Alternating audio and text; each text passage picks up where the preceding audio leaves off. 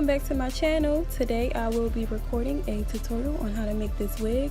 This hair was really cheap and I got it one pack with 3 bundles and a closure for less than $30. So I will show you the steps on how we did it, and I will keep you updated on how long it will last.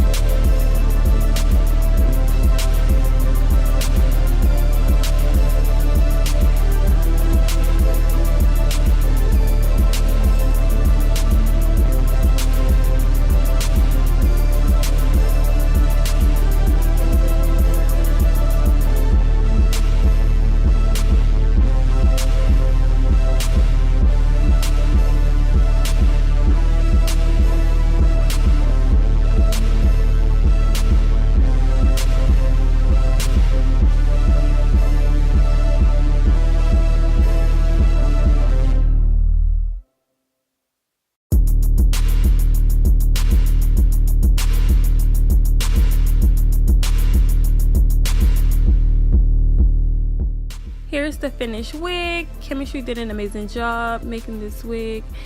This wig will be used for moments where I just don't feel like doing my hair. It is a human blend.